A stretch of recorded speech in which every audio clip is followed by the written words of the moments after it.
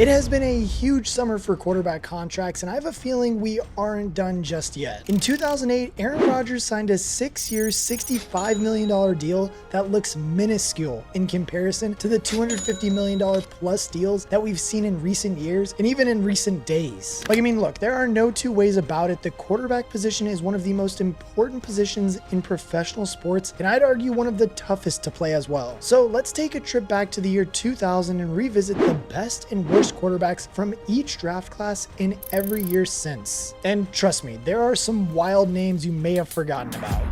Welcome to the first NFL college player draft of the new millennium. And now I think it's fitting that we start with the one and the only Tom Brady. He was the best quarterback in the 2000 draft class despite going 199th overall with 7 Super Bowl victories and 3 MVP awards. It's safe to say that Brady has had an unrivaled career. Brady, pump.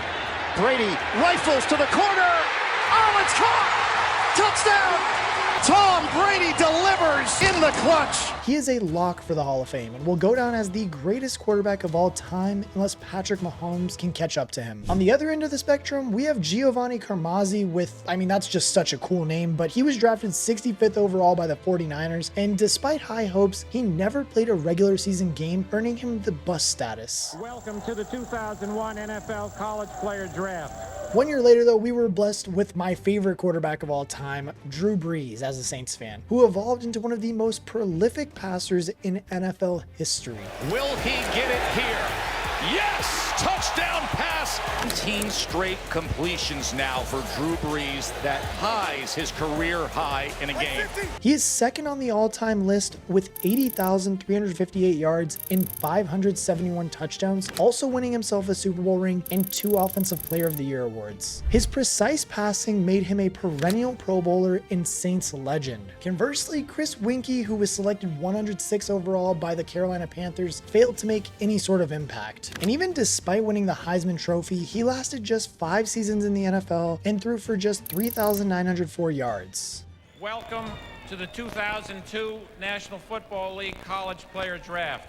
Now, this draft class in 2002, though, was very underwhelming to say the least, with honestly the best of this bad bunch probably being Josh McCown, selected 81st overall by the Arizona Cardinals. I even forgot he played for the Cardinals. Although never a superstar, McCown had a lengthy career as a reliable backup and occasional starter. The bust pick, though, has to be shared by David Carr, selected 1st overall, and Joey Harrington, selected 3rd overall. Both players fell well below their high draft pedigree, with neither player lasting as a starter beyond their 6th season, and both finishing up with more interceptions than touchdowns. And as we all know too, David Carr had that one season, I think it was actually his 1st season, where he had the most sacks taken as a quarterback.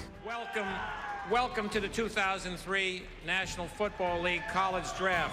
Now in 2003 though, Carson Palmer was taken 1st overall, and he stands out as the best pick in the class. His strong arm and good leadership helped him enjoy a long career that saw him pass for 46,000 yards and 294 touchdowns, earning multiple Pro Bowls along the way. Another notable name from this class is Tony Romo, who did go undrafted before having a successful career with the Cowboys. The bust of this class though is Byron Leftwich, selected 7th overall by Jacksonville, and Leftwich had a promising start to his career but struggled with injuries and was never able to beat out his early output. 2004 college draft, and the San Diego Chargers have the first choice and are on the clock. Now in 2004 though, it produced 3 exceptional names from this draft class: Eli Manning, Phillip Rivers, and Ben Roethlisberger. All 3 enjoyed long careers with multiple Pro Bowls, and Manning and Roethlisberger both secured themselves Super Bowl rings. While Rivers wasn't so lucky, he did win the Comeback Player of the Year award in addition to leading the NFL in passing yards, touchdowns, and completion percentage in different years. And in a class with such quality, there still is room for a bust, and that in doing so was J.P. Lossman, who was taken 22nd overall by Buffalo, but never managed to hold down a starting position. Welcome to the Jacob Javits Convention Center in New York City and to the 2005 National Football League college draft. Aaron Rodgers was the pick in 2005 thanks to a dazzling career that will earn him a spot in the NFL history books as one of the best to ever play the game. Rodgers has won 4 MVP awards, a Super Bowl ring, and plenty of Pro Bowls and All-Pros. He has been one of the most entertaining players in the league for well over a decade, producing creative moments of genius and jaw-dropping highlights. Meanwhile, Andrew Walter, picked in the 3rd round, could only muster up 3 touchdowns and 16 interceptions from his career. Jason Campbell's another shout for the bust of the class, not helped by the fact that he was taken 1 pick after Rodgers. And he wasn't a disaster, but he couldn't convince anyone to give him a second contract. He was benched in 2011 on his 2nd team and remained a journeyman backup after that. And welcome 2006 National Football League College Draft. Now in 2006, there really isn't much to cheer for the quarterback position from the draft, but I mean, if we had to pick one, it would have to be probably Jay Cutler from the 06 draft class. He was drafted 11th overall by Denver before becoming a mainstay for Chicago, whom he led to an NFC Championship appearance. He tallied over 35,000 passing yards and 227 touchdowns, which is a solid effort without ever being really spectacular. Vince Young is the bust of the group after being drafted 3rd overall by Tennessee, and I mean, he started out well to win the Rookie of the Year award, but quickly faded after that with inconsistency and off-field issues getting in the way. He averaged a 58% completion rate and was out of the league after just 6 seasons. The 2007 NFL Draft is now open. And I mean, the 07 draft class for quarterbacks possibly is just one of the worst in this video that is going to be mentioned. I mean, considering also that it's headlined by one of the biggest, if not the biggest, NFL draft busts of all time. Jamarcus Russell, selected 1st overall by Oakland, combined poor performances with questionable work ethic and off-field issues to ensure he was gone after just 3 years. Coaches would send Jamarcus Russell home with a game plan DVD loaded with plays and ideas to study. The coaches slipped in a blank DVD one day. When Russell returned, he reportedly said the game plan looked good to him. An arrest for illegal possession of codeine syrup in 2010 was the final straw. And as crazy as it sounds, the best of the bad bunch was Drew Stanton, taken in the 2nd round by Detroit. He's been a reliable career backup who has collected over 4,000 yards and 20 touchdowns. Welcome to the 2008 NFL Draft. And now, following the dismal one that draft class offered in 07, in 2008 we finally had a good one with Joe Flacco and Matt Ryan. Flacco won a Super Bowl ring, but Ryan gets the edge for throwing almost 20,000 more yards and winning an MVP award. His 62,792 yards are 7th on the all-time list, and he came oh so close to winning a ring, only to suffer a humiliating defeat to New England after leading 28-3. Conversely, Brian Braum was selected 58th overall by Green Bay and never lived up to the hype he gained in college. He was waived by Green Bay 1 year after being drafted before spending 2 years as a backup in Buffalo. And after that, it was it for Braum in the NFL and never had another opportunity to play anywhere else. So let's get started with the 2009 Draft. Matthew Stafford was the best of the 2009 crop of quarterbacks drafted 1st overall by Detroit. He was a consistently good performer on a bad team in Detroit before moving over to Los Angeles, where he secured a Super Bowl ring with the Rams. He still remains one of the top quarterbacks in the NFL. On the other end of the spectrum, there's Mark Sanchez, who was drafted 5th overall by New York and survived just 4 seasons as a starter. He threw 69 interceptions over those 4 years and was better known for his butt fumble incident. Right, as you're ready for a big night of primetime NFL Draft. Now in 2010, we have yet again one of those draft classes where it's just terrible for the quarterback position, but also kind of an anomaly with Sam Bradford, because you can make an argument that not only was he probably the best quarterback from this draft class, but also the worst one from it too. He was taken 1st overall by St. Louis and won the Offensive Rookie of the Year award. However, injury marred his time with the Rams, meaning he could only complete 2 full seasons. He then bounced around the league a bit, but did not produce very good after that. And I mean, despite his 3,877-yard, 20-touchdown campaign in Minnesota, injuries again crept up on him and ruined that. In the end, he finished with 19,449 yards, 103 touchdowns, and 61 interceptions. And now, yes, we said that Sam Bradford could have been both the best and the worst, but I think that the worst one from this draft class has to go to Tim Tebow, taken by the Denver Broncos at 25th overall. Tebow was a dual-threat quarterback who was electrifying at times, but ultimately could not deliver quarterbacking fundamentals. He was out of Denver after 2 years and out of the league entirely 1 year later. With the first pick in the 2011 NFL Draft, the Carolina Panthers select Cam Newton, quarterback Now in 2011 brings one of my favorite players at the position, with Cam Newton being the standout in 2011. He went first overall to Carolina, where he won an MVP award and led the team to a Super Bowl appearance. He was a big, powerful quarterback who offered a rare dual threat package, which combined with his charisma and Superman celebrations to make him a fan favorite. He finished with 32,000 passing yards and 5,600 rushing yards. The bust of this draft though has to go to Blaine Gabbert, who was taken by the Jacksonville Jaguars at the 10th overall selection. And I mean, despite his physical talents, Gabbert just really never was able to deliver on what many people wanted him to become, and since then has just become more of a journeyman kind of quarterback, playing for different team after different team. The first pick in the 2012 NFL Draft, the Indianapolis Colts select Andrew Luck. Andrew Luck arrived in 2012 as one of the most exciting quarterback prospects ever seen. He offered prototypical size and showcased elite arm talent and football IQ, making him an easy pick for the Colts. Unfortunately, injuries marred his career and forced a shock retirement following the 2018 season. I am going to retire.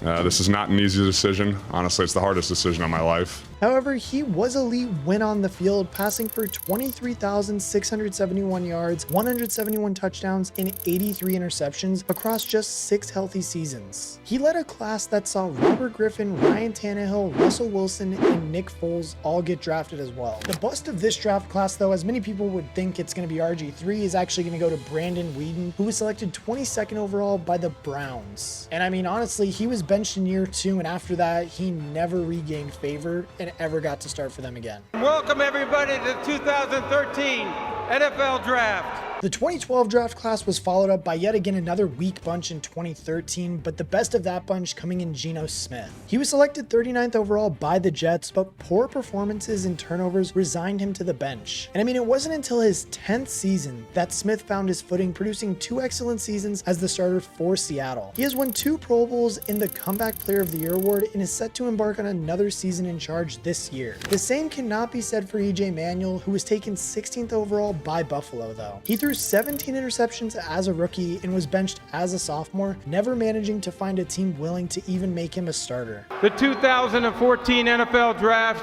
is officially open. Now in 2014 though, our second car arrived, with Derek managing to put his name on the hit list rather than join his brother as a bust, even though I hate having Derek Carr as a quarterback for the Saints. Carr was a consistent producer for Oakland while never truly threatening to be a regular top 10 quarterback. He was always kind of just outside looking in, but performed well enough to earn a hefty contract from New Orleans in 2023, and since then has collected 39,000 yards and 4 Pro Bowls and will be hoping to add more. Johnny Manziel was the high-profile bust of this class though, and as we all know how he turned out in his situation, he was selected 22nd overall by Cleveland, but quickly saw his career derailed because of off-field issues and work ethic. He appeared to have more interest in partying and was eventually cut after deciding to spend the night in Las Vegas rather than be with his team.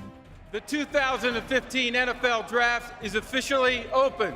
The 2015 draft class, we saw Marcus Mariota and Jameis Winston arrive with the first and second picks. Both players showed signs of promise before fizzling out and resigning themselves to backup duties. Jameis Winston gets the edge as a better player, as he was always more of a prolific passer and was on his way to earning a starting job with his second team in New Orleans before suffering an ACL tear. Mariota got a second chance in Atlanta in 2022, but was uninspiring and got benched before taking on backup duties in Philadelphia. 2016 NFL Draft. Now in this draft class though, we had to wait 4 rounds for the best quarterback to be selected from the 2016 NFL draft class, and that came from the Dallas Cowboys picking Dak Prescott. Prescott won the Offensive Rookie of the Year award with a 3,667-yard, 23 touchdown effort with just 4 interceptions. He has since earned 3 Pro Bowls and racked up almost 30,000 yards, but a lack of playoff success means that there is still room for improvement here. Another honorable mention here is Jared Goff, as he was the first overall pick in 2016 and has also enjoyed success with 2 different teams now. The worst pick, however, though, has to go to Paxton Lynch being drafted by the Denver Broncos. I mean, this first rounder lasted 2 years for Denver and didn't even hit 1,000 yards. I think he had like 729 yards in his 2 years in Denver. And welcome to the NFL Draft. Now in 2017 though, you all know who I'm going to go with as the best quarterback, because right now he's on track. If anybody's going to Brady's records, it's going to be this guy in Mahomes. Mahomes was taken 10th overall by the Chiefs and has since then set them on a remarkable dynasty that has featured 3 Super Bowl wins and 2 MVP awards for Mahomes. His creativity and arm talent are breathtaking, and at just 28 years old, there is plenty more to come. On the other end though, we have Mitchell Trubisky as the bust of the class, taken 8 picks